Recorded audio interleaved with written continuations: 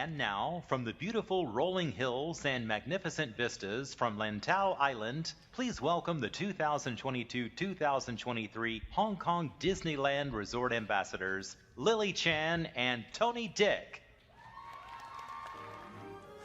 大家好. Oh, hello everyone. Hi everyone. It's so wonderful to be here at Walt Disney World Resort with so many fellow Disney fans. That's right, Lily. We're so excited to be here today on the first day of Destination D23 with you all.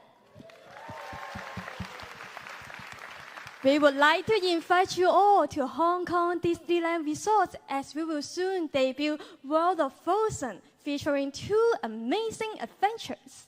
Yes, Lily. As you all heard this morning, we're all so excited in Hong Kong and Hong Kong Disneyland because we recently announced that on November 20th, we're opening the gates of World of Frozen. And we continue to celebrate 100 years of Disney with everyone.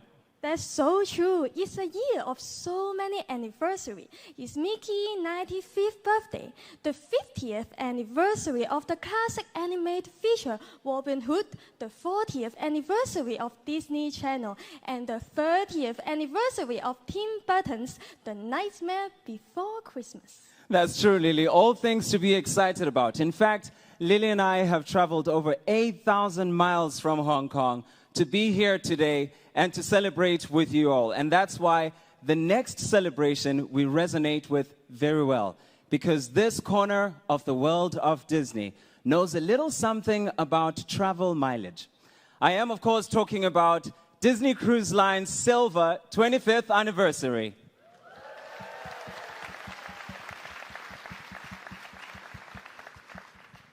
I mean, who doesn't love going on a beautiful Disney cruise ship all out in the oceans? To help us celebrate this wonderful milestone, please welcome a veteran of over 3 decades with Walt Disney Imagineering, producer Diego Paris.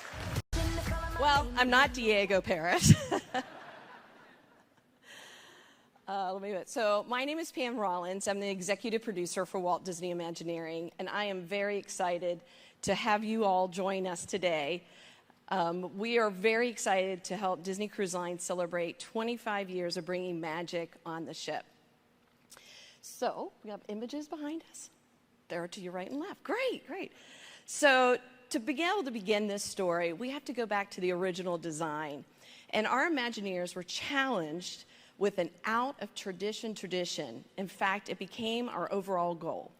And as we embarked on that voyage, we took us to the romance and grandeur of the floating palaces of yesteryear, the famous luxury liners that crossed the North Atlantic on the first half of the 20th century. And as you can see on this slide, here are some of our initial ideas for the designs of our ships that more focused on incorporating Disney into the overall ships. Clearly, it was more difficult than we thought. I really like that top right-hand corner. Not sure how that would pull that off.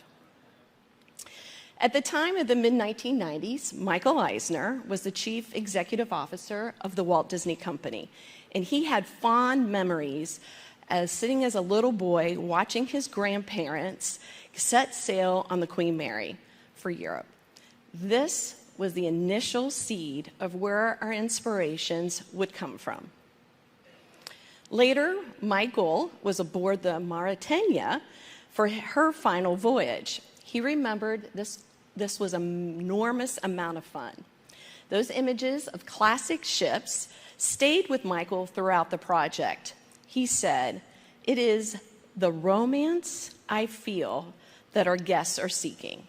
And with those words, we had clear direction on where we would eventually land with our designs.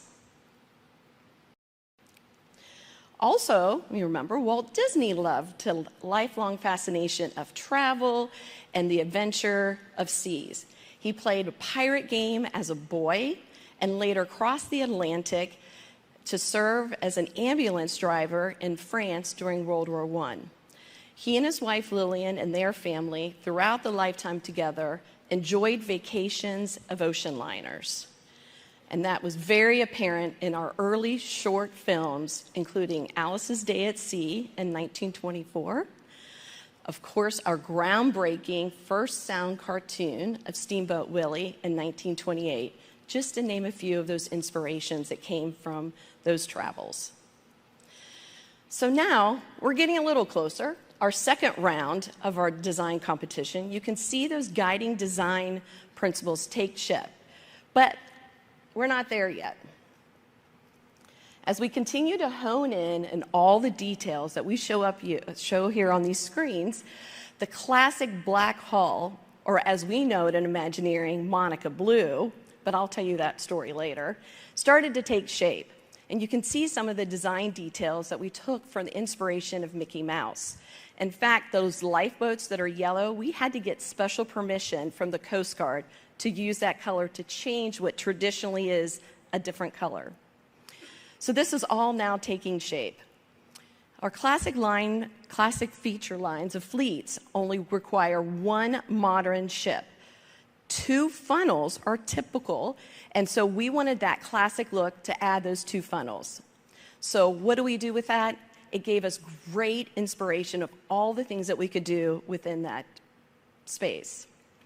Other design details are the sculpted hull with the classic curves, the raking yellow string line from the bow of the ship to the stern, all gave us that modern classic look, a sleek and elegance that sets us apart from all the other ships on the high seas. And ultimately, we arrived on our final design of the Disney Magic. These original design principles have continued to guide us on every ship since then. And after 25 years sailing on the high seas, we continue to set ourselves apart even before you arrive to your ports of call. The truly overall experience you're about to undertake is even before you set on the ship. Disney Cruise Line also revolutionized the cruise industry. We designed our ships with families in mind. We have wonderful theater, Broadway-style theater in the Walt Disney Theater. We bring water attractions to see with the Aqua Mouse and the Aqua Duck. We have fireworks at sea, and we have our own private island, Castaway Cay. All these set us aside.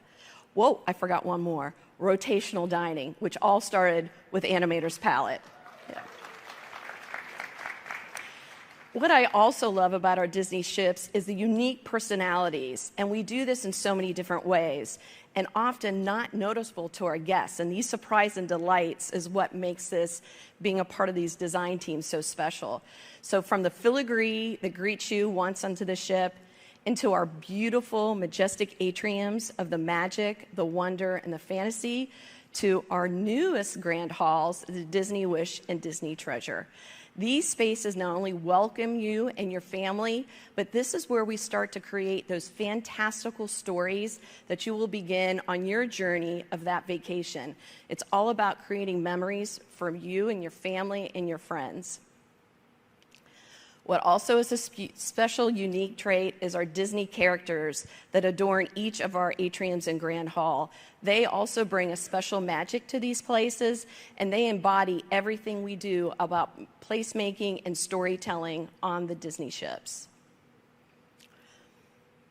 So, as we land today, where this magic meets the sea and celebrating our 25 years, I want to bring up to you a panel of our designers that have been part of our journey for building the Disney Cruise Line.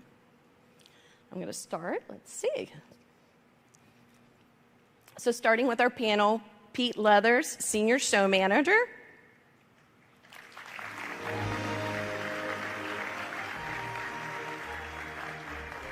Jason Roberts, Senior Creative Producer.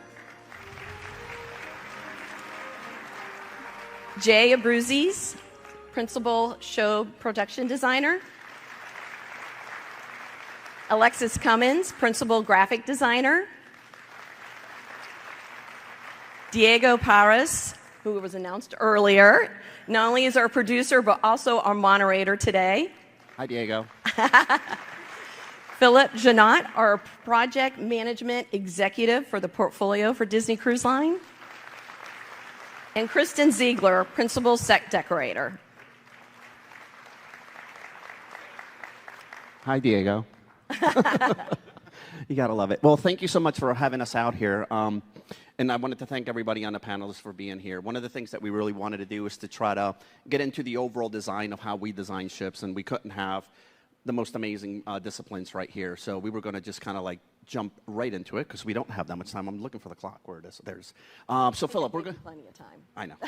Right, Philip, we're going to go ahead and start with you, Philip, because and this is kind of a little bit of a open-ended question here, but where do we start, right? You kind of like have a lot of development that basically happens with the ships, but at the end of the day, you're really responsible for cutting that first piece of steel and really start that, what we know of the construction of the actual ship. So kind of give us a little bit of a background to what it takes to get to that day for us to do that.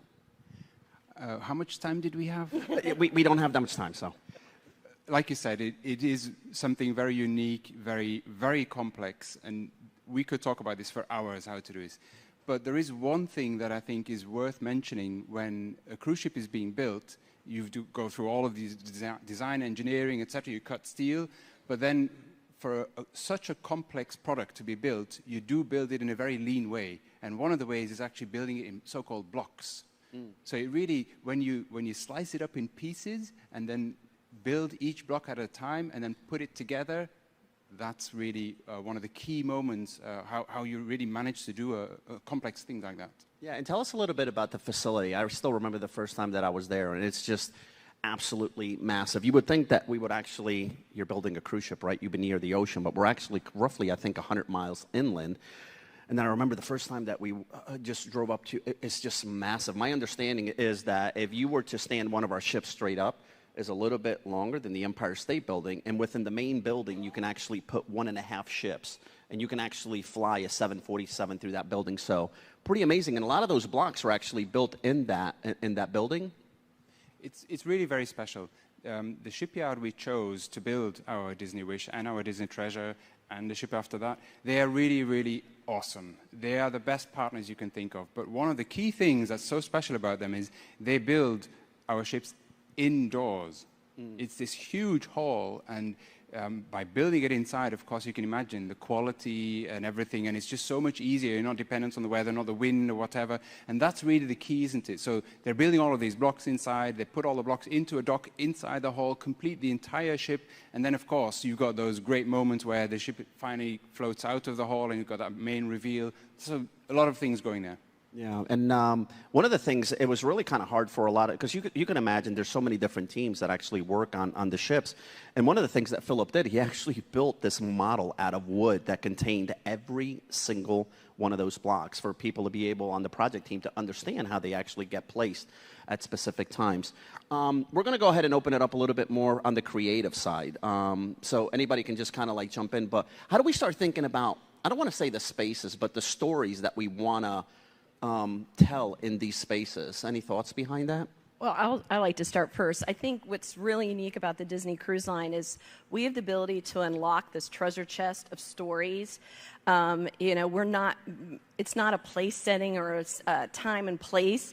We can unlock so many stories, what we call our Disney treasure chest, and include those in from bow to stern in all the spaces. And it can be in a very sophisticated level where it's just inspired, or we can totally immerse our guests, such as learning animations magic, learning how to draw, and then seeing your drawings up on board. So I think that's what's exciting about and different than we can do in some of the other theme parks and resorts.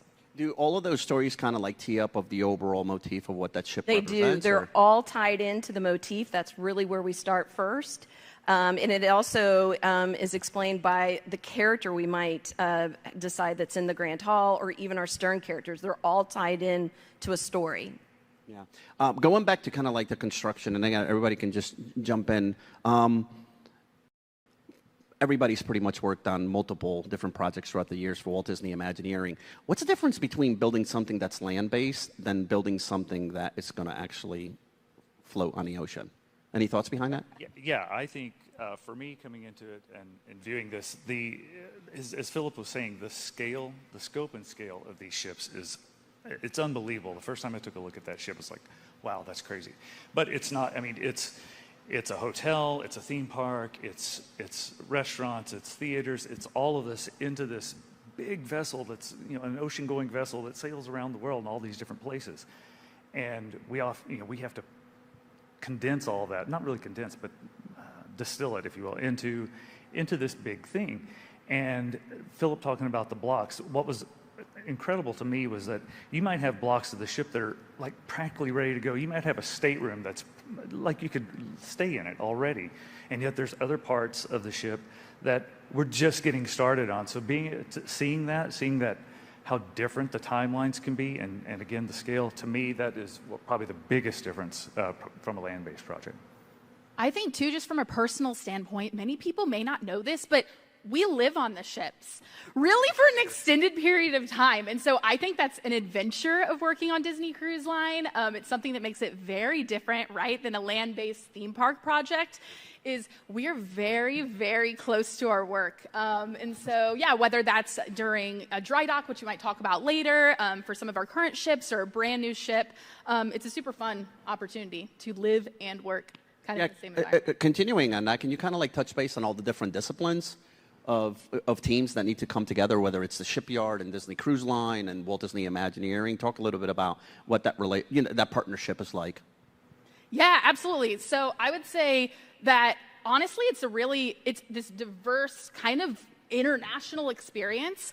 We work with the shipyard teams, of course. You know, we have all of our partners that we work with. We work with our crew members from all around the world who really bring our spaces to life. And so that's a really special part of being involved in Disney Cruise Line, is just all the different people from all over the world that really help to bring these stories to life. Yeah. It's really important to try and grasp that we're trying to include every type of technology, every type of design, or every kind of work that needs to be done is all combined together. And we're working with truly the best teams in the world. We have an incredible partner with the shipyard. We are working with many, many vendors that are coming from all over the world to do very specialized things. We're working with an incredible cruise line. I mean, they really know their product. They help us to bring that ship to life. But then within Imagineering itself, we cover all of the various disciplines that you have, because everything is included. I mean, you said it really well. Yeah, the ship is like a hotel, but yeah, she doesn't only float, she actually sails somewhere. And that hotel, well, the crew lives on board, right? They don't go home at the end of the day. And we have a main grand theater in there. We have a grand hall in there. We have pools. We've got a spa. Everything is included in that ship. So you need to think of all the various people that you need to actually pull that off.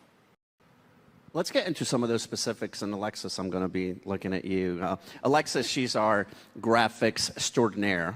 She's worked on so many different projects, land-based, but how does the cruise portfolio and the way that we design and build graphics differ from anything else that we've done? So what's really interesting about Disney Cruise Line and designing for Disney Cruise Line is the scale. I know we touched on that earlier, but I, as a graphic designer, sometimes interface with things that are much larger than life. I mean, we're working on logos that end up on the back of a ship, and we're working and thinking about those details all the way down to, you know, what the place settings look like and what the menus look like, and all of these different things that guests are able to interact with more closely over the series of a few days.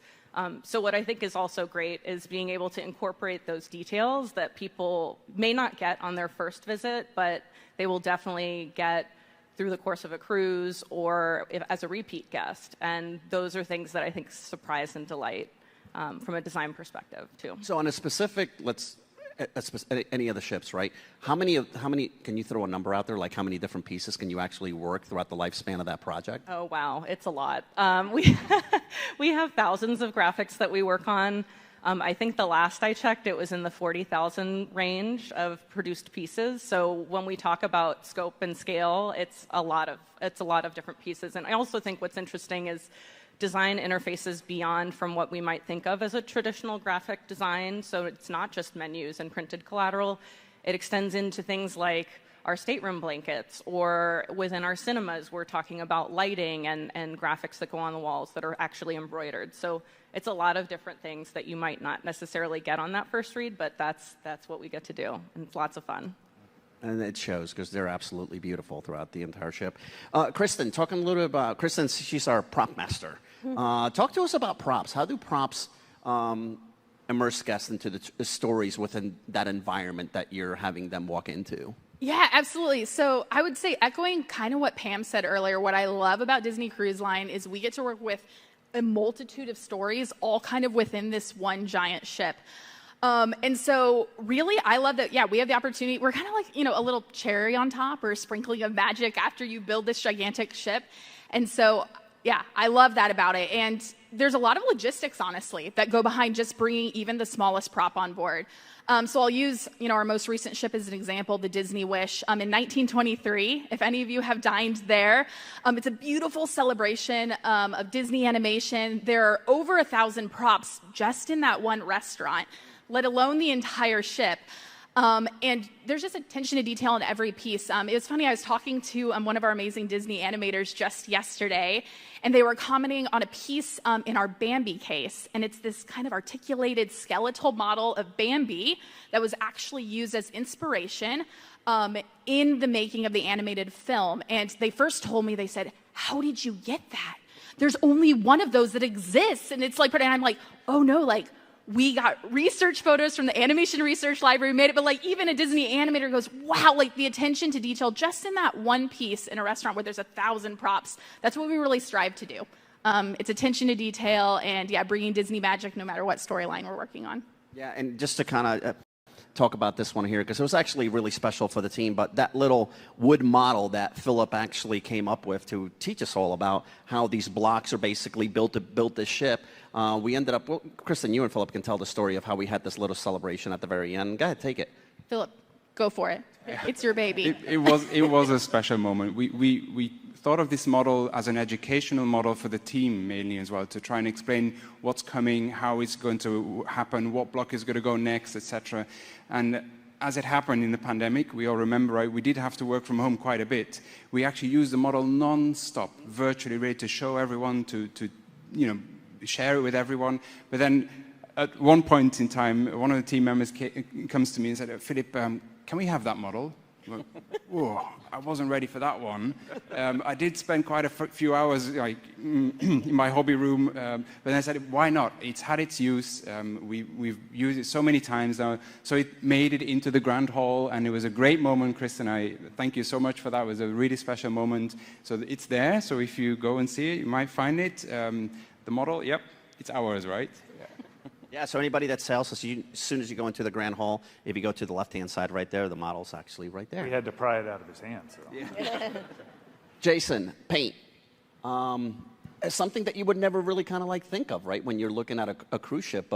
All I remember through all these years is just seeing you running around and painting this and painting that. Tell us a little bit about how that helps us tell the story and the overall experience. Yeah, I mean, I'm very fortunate. I probably have the best job of anybody. I'm, a little bit biased, obviously, but I get to make everything look pretty at the end of the day. So, you'll find me sometimes on the back of the stern, hanging off the back of the ship, working on one of the characters there. You'll find me in the kid spaces, working in our spaces there with our partners. That's, to me, that's the best part about it. It's the partnership that I get to work with, not only with graphics and props. I work with them every day as well when it comes to IP type things. But then I get to reach out with our Pixar partners, our Marvel partners, our Star Wars partners. So that's the best part about it. Yeah.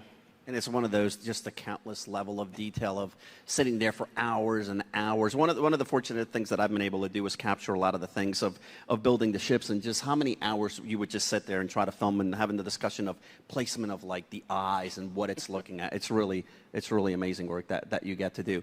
With all of this, right, I mean, the ships, they do have to go into dry docks every couple of years. So Pete, I know that you get to work a lot about that. Can you tell us what the dry docks are like and what we get to do? Yeah, so it's really interesting because every couple of years we get the chance to update the ships. And so sometimes it's leveling the top deck and putting in a new water slide or the Aqua Lab on the Magic. And then other times we've removed the kids area in Oceaneers Club and completely replaced it with new Toy Story room and Marvel room, and it's really cool. And we have so many different teams that are working on this, between show set, special effects, graphics, props, paint. I mean, it's an army of people. And when we go to dry dock, I mean, it's scheduled down to the hour. You know, you work 24 hours a day. Sometimes it's only a 2-week dry dock, and you have to completely remove what's there before and then install everything in just a couple of weeks. So like Kristen was saying, when you are doing a dry dock, you live on the ship. So you're there, you know, all night, all day long working in these areas. It's pretty amazing. I was going to say, Philip, anything from a technical standpoint? Yeah, it's interesting. I mean, you always make it sound so easy, right? Oh yeah, we just go into dry dock and we'll just put a new slide on there, a new space. A cruise ship sails 365 days a year, non-stop. You know, the ship you never turn it off. It's a living thing. But of course, after a few years, you do need to go into a dry dock, meaning you go into a dock, you drain the water, so she's sitting dry out of the water, so you can actually go underneath as well. You can look at the propellers, the thrusters, the rudders, just to make sure everything is okay, because you can't do that in port. You can do a lot of things on a cruise ship, but not that. So every so often you go in and you know, okay, we need to go in there, we need at least a week to do some repairs or maintenance things, but then during that week, we're like, right, we're ripping out this thing, replacing it, and new IP in there. But it is the most stressful thing that happens, right? It's very challenging, but you know, we got a lot of really smart people that work on the team that really surgically schedule how this is all going to work. So you know, it takes years of planning to get these installed, but it's pretty exciting. Like 2 years of planning and 10 days to make it work. Yeah. I mean, it's crazy. Because she needs to sail again, right? I mean, at the end, she needs to go out there, and there's maybe some of you have already booked this cruise, and you're waiting for the ship. So yeah. So how do you balance that overall relationship between, you know, the creative and everything that you're coming up with of what these spaces are going to look like, but at the same time from the technical side, because these things actually have to physically happen on the ship? What is that coordination of that or that partnership like? Well, you should see the schedules. It's crazy. I mean, everyone is, you know, as soon as we demo an area to get ready to put something new in, we're right there. We're ready, and we do a lot of staging beforehand. I mean, not only just the mock-ups that we do to go approve things and materials, but the staging of it. So it's all ready to go as soon as that room is ready, and then there's inspections and completion. And then Jay comes back in and then ties it all into us, or Kristen comes in to added the last special props. It's the coordination and the partnership with Disney Cruise Line together with the creative team and with the production team is we have to be there. We sit at tables and we go through, like, I think it's twice, once in the morning and once in the evening. And we go through each of the spaces and say what our concerns are, what the risks are, but we make it happen. So with all this being said, what do you think really sets Disney Cruise Line apart? I think it's the attention to detail. So I think, you know, Jay mentioned like a Star Wars room. I think all the people that are working on that are so passionate, and they get all the details right. You know, so when you walk into that space, it feels right. And I think that attention to detail is really what makes the difference. And there is actually one detail in here. I don't know if you want to talk about it. Yeah, he should. Porgs. Oh, we're going to tell the story? Are we allowed to tell the story? They're not taking notes. They're not taking notes? Okay. Yeah, so where do I start with this? So this is really the attention to detail that everybody goes into. Yeah, we were, it was late one night. We were finishing up on the Wish, and we're working in the cargo bay of the kids' space.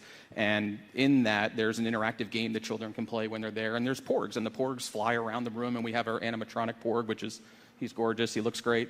And I said, well, you know, birds fly around, birds poop, right? Like, wouldn't there be poop everywhere in this room? You know, it should be gross. And so everyone, we kind of laughed about it, and so I was like, started thinking more about it. So I go back to my room, I put the films on, I start looking through them, looking for reference. I can't find anything about porg poop. It doesn't exist.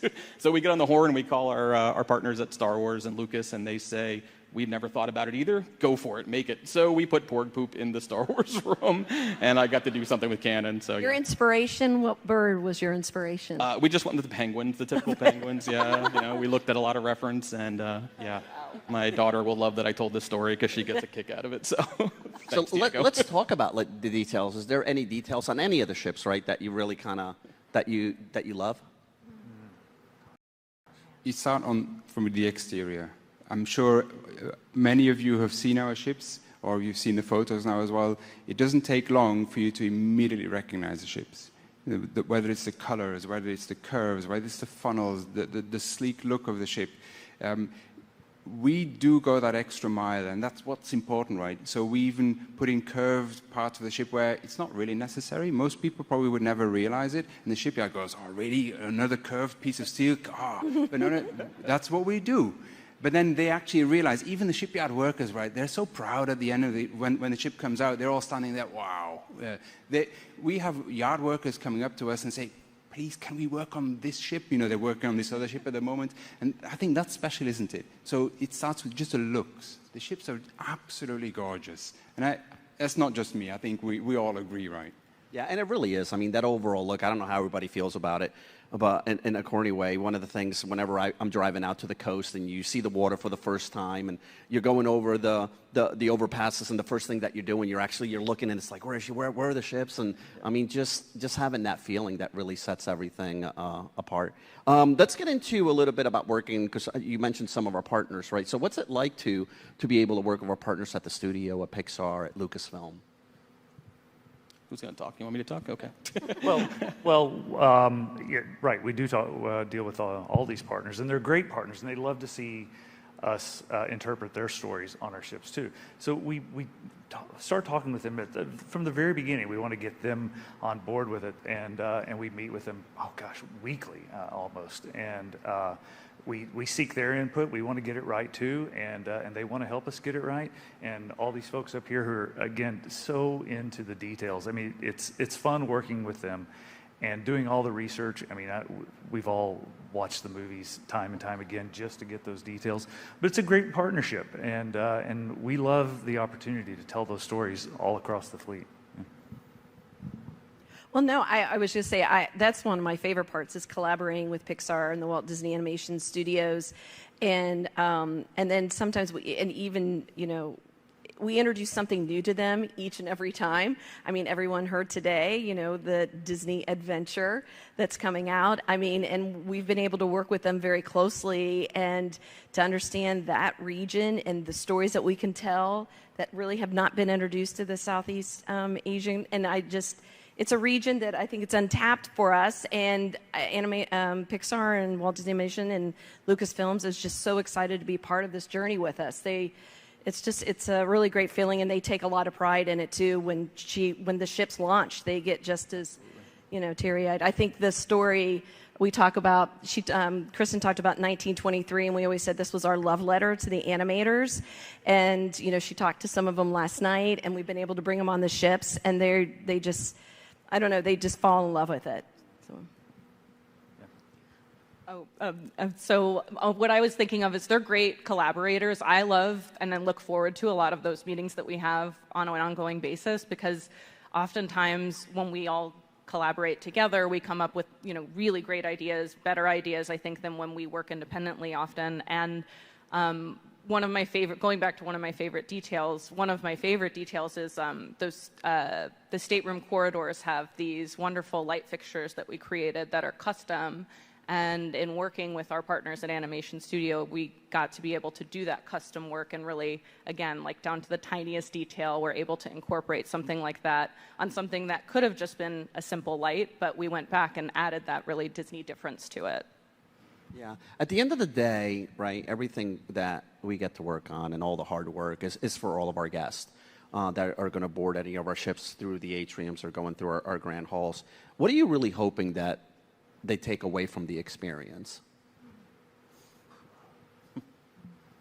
Well, this is something I always say, it's not, I don't have a particular thing, and this was the same feeling I always had when I was doing land-based projects, but is knowing that our guests are creating these memories with their friends and family. I said it earlier. And then I see it on Facebook or social media, and I'm like, oh, cool, I know all about that. And I think that's really special, and it's heartwarming to me that guests want to come and see what I've designed, the team's designed, and a part of. And I think it's just like when the rope drops at the Magic Kingdom on a new attraction for us. It's that when they embark into the Grand Hall or the atrium, they're starting to make memories, and they keep those for a lifetime. I'd also add, like I said, even when you start with the yard workers, our own teams of people, our crew, but our guests as well, it's emotions. Mm-hmm. Everyone has their own story, and everyone's going to do that cruise with a different background. And maybe it's celebrating something, maybe it's doing it again because it was so great. But it is the emotions. I even feel it myself. When I do go over the overpass and I see the ship again, oh, yeah, there she is. Isn't she gorgeous? It's emotions, isn't it? And that's what we all like. And I actually believe that's one of the key things that somehow we're always trying to do. Whatever we do, we'll try to create those emotions for all of our guests, for everyone who works on it, lives on it, sails on it, and has a vacation or whatever. That's really what we're trying to do.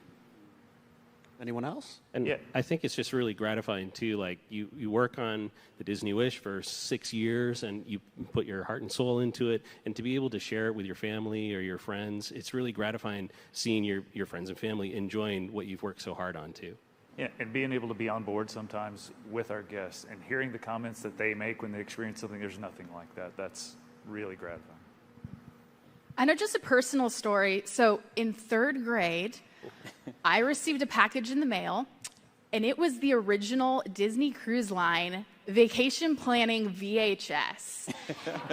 Yes, I still have the song memorized, but I will not perform it for you this morning. But little did I know, my grandparents had actually planted this in the mail and sent it to me. And me and my brother were ecstatic. We watched this movie weekly, and I'm like, I want to go on that. I want to go on this Disney ship. It's amazing, the magic at the time. And again, little did I know, my grandparents planted it so they could take us on a Disney cruise in 3rd grade. And the theme of this trip was, this is a once-in-a-lifetime vacation, guys. This is an amazing once-in-a-lifetime vacation. And I remember my family repeating that, and now it's so amazing and rewarding. And what a responsibility to stand back and go, this thing that I said was a once-in-a-lifetime vacation is now what I get to do for a job. Yeah. And now I have the responsibility to transfer that magic to the next 3rd grade Kristen, who's, watching this and go, wow, I want to go on that Disney cruise ship. So I think that's what it means to me to work on Disney Cruise Line. Just a super, super special experience and responsibility. Oh, that's great. Thank you for sharing that. And to that, I was going to say, and we can just kind of like go down the line, but personally, how does it make you feel like being able to be on this cruise line portfolio? Because I know all of you have been working on it for many, many years. How does it personally make you feel that you're a part of that? Like for me, I mean, it's amazing, right? I mean, I was just this dorky little geeky Star Wars fan who used to draw comic books as a kid in Pennsylvania growing up, and then here I get to hang off the back of ships and paint these amazing stern figures and things like that. So, for me, it's very emotional as well. Just like everyone, we get very passionate about our job, and there's stressful days and it's crazy, but it comes down to your family, right? I mean, it's all about this work family is amazing. They support us all. We do great work with each other, and then I have an amazing supporting family at home that takes care of everything. And then we go on the ships and we see the families enjoying it, right? We see them just having that same kind of passion that we have, that we bring to building it, and they get to experience it when it's all finished. And so I love that part, and I love that my whole family gets to grow up with this cruise ship from the dream and the magic all the way up here to where we're at now. Yeah, I sailed on the Magic 25 years ago for the first time, first cruise ever, and I wasn't even sure I was going to like a cruise. And from the moment I was on there, I loved it. I thought this is incredible, and not just the food and the service and the shows and all that, just the whole end-to-end experience for me was just like, I love this. And so now my kids are huge fans. And to be able to work on this portfolio and do something that I know they're excited about and that they can't wait to do, it's for me that's really, really special to be a part of that. Being a fan, being a dad who gets to take his kids on it, that's pretty cool. Anyone else? Yeah, kind of echo exactly what you guys said. It was so exciting the first cruise I went on, and then to be a part of the team that helps to build them is really rewarding. And it's exciting to like see the evolution of like Animator's palette and where it was 25 years ago, but then 10 years later there's an upgrade, and seeing the new images and the new experience is just really rewarding. And for me, I was born and raised in Florida, so I was a huge fan and came to the parks with my family and made those memories at Walt Disney World. So working on Cruise Line was actually completely new and different, and what I think is great about that is I'm experiencing those Disney stories in a completely new and different way. So while I have nostalgia for something like the theme parks, this is completely different and new and exciting for me as somebody who's working on it, but also getting to enjoy it and creating those memories. Absolutely. There's two things. I still today get excited after many, many, many years working with or on cruise ships or whatever. Every time when I see one of our ships, it's exciting. But I think one of the things that all of it, what you said, exactly, I feel that, but also humbleness. It's really humbling to be able to work on something special like this. It is really, really unusual. But in working with the most incredible people, and I mean, it's humbling to sit here, right? We are representing an entire team of just geniuses, really. I mean, but it's all putting it together. It's that getting it all together, that complexity, the coordination of everything. It's actually quite a humbling experience. And then also at the end, see it come to life, see the crew bring the ship to life as one going, wow, we did that? Oof, how did that happen? It's really quite a humbling experience. You know, I've been with the company for 30 years, and the opportunity to come work on Disney Cruise Line portfolio about 7 years ago, and I thought this just adds another chapter in my Disney careers and another story for me to tell and be a part of. So it's amazing, and my family is just very supportive as well. So yes, I don't know. Well, thank you so Another much memory. Thank you for being able to share all of that. I see the clock is flashing at us, saying that we're over time. But thank you so much for taking part of this session. It really, really means a lot to us to be able to be a part of this team, but most of all, to have all of you to be able to hear these stories. We do have one little clip that we're going to show as we exit, but here's one of the plugs. We were able to actually work on a National Geographic 1-hour special on the building of the Disney Wish that really touches on all of those things that were discussed on this panel. So if you do have a chance to go on Disney Plus and Nat Geo to watch that show, it's really, really pretty amazing. So thank you so much for having us here today. Thank you. Thank you.